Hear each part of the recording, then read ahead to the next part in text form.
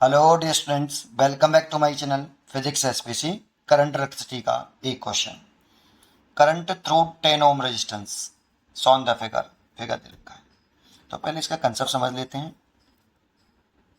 यहाँ मान लो कि मेरे पास ये दो सेल या बहुत सारे सेल अनइक्वल ईएमएफ के E1 और इंटररेजिस्टेंस इसका R1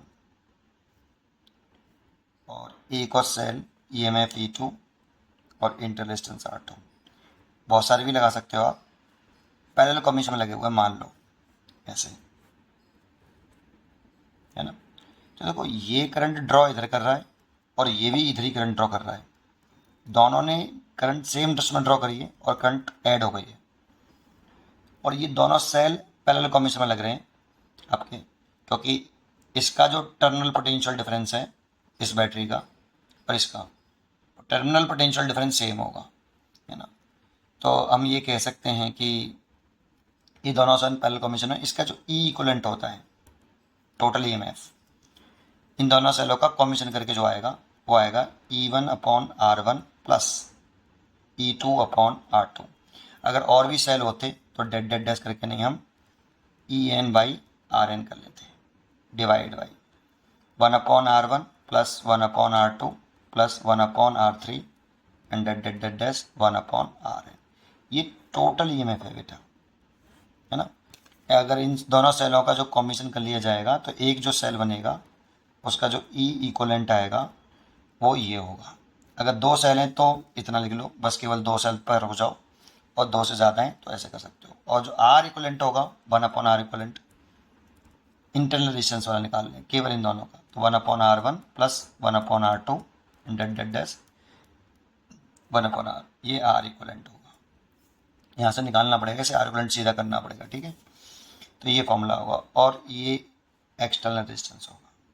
लेकिन ये इंपॉर्टेंट है कि ये दोनों एक ही डायरेक्शन में कंट्रोल कर रहे हैं, जबकि इस डायग्राम में देखो ये दोनों सेल एक इधर कर रहा है और एक इधर कर रहा है, अपोजिट डायरेक्शन में लगे हैं, एक दूसरे के अगेंस्ट लगे हुए हैं।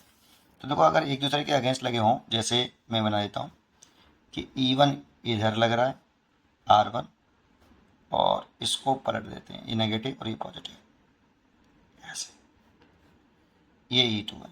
और मान लेता हूँ कि E1 is greater than E2, तो ये करंट इधर ड्रॉ कर रहा है और ये इधर कर रहा है, जबकि इसमें ये दोनों सेम डायरेक्शन में कर रहे थे और ये भी पैरेलल में ही लगे हैं ऐसे, इंटरलेशंस R1 R2 है।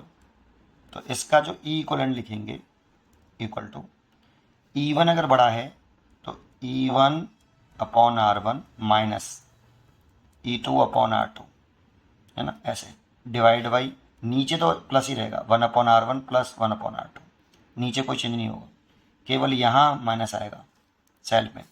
ईएमएफ तो अभी भी पैरेलल में ही है, ये एक दूसरे के सेल का ईएमएफ हुआ है, एक दूसरे के अगेंस्ट लग रहा है, तो इस तरह से लिखेंगे। इंटरलेशंस की बात करें, यहाँ पे भी 1/R1 प्लस 1/R2 आएगा। और इंटरलेशंस की बात करें इस वाले केस की, तो इंटरलेशंस निकालें तो 1/R equivalent is equal to 1/R1 plus 1/R2 ही रहेगा, ठीक है। ये ध्यान रखिए आप। चलिए इसे करते हैं।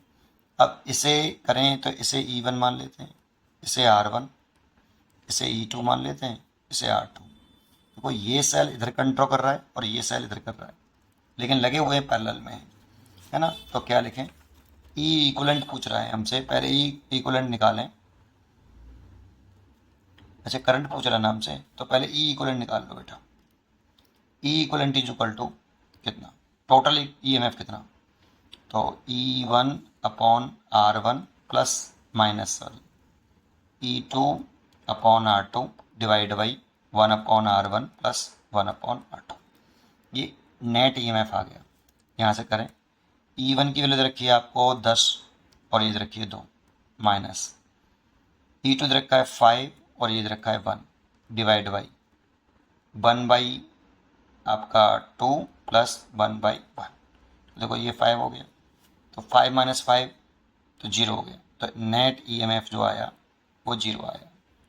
इन दोनों का जो कॉम्बिनेशन किया तो जो नेट सेल का ईएमएफ आ रहा है वो 0 आ रहा है। जो आर इक्वलेंट आएगा तो वो निकालें, तो 1/R equivalent equal to 1/1 plus 1/2, तो 2 एलसीएम ले लें, 2 प्लस 1 1/R इक्वलेंट, तो आर इक्वलेंट आया 2/3, 1/1 प्लस 1/2, तो ये हो गया 3/2 और 3/2 का उल्टा कर लिया तो 2/3, तो आर इक्वलेंट देना आया। और ये रेजिस्टेंस लगा हुआ है आपका 10 ओम का। अब इसमें से अगर करंट निकलती है ये ऐसे, तो आई पूछ रहा है आपसे, तो total current is equal to होता है total EMF upon total resistance, ऐसे। तो total EMF E equivalent upon total resistance की बात करें तो ये रेजिस्टेंस और ये रेजिस्टेंस सीरीज कॉम्बिनेशन में देखो ऐसे, तो 10 प्लस आर इक्वलेंट। तो देखो यहाँ से अगर कोई करंट निकली हुई होगी तो इसके अंदर जो कितनी करंट जा रही है वो निकालें, तो जो टोटल करंट होगी नेट इन दोनों के मिला के, तो वो करंट इसके अंदर जा रही होगी 10 ओम में। तो ई इक्वलेंट कितना आया है 0, और ये 10 है और ये 2/3 है, तो ये 0 ही आया, आई बराबर 0 एम्पीयर, इसलिए इसका आंसर हो गया 0। इसके अंदर जो करंट जा रही होगी, नेट करंट जा रही होगी टोटल इसके अंदर, तो वो कितनी है आपकी 0, इसलिए इसका आंसर आया 0। पढ़ते रहिए और खुश रहिए।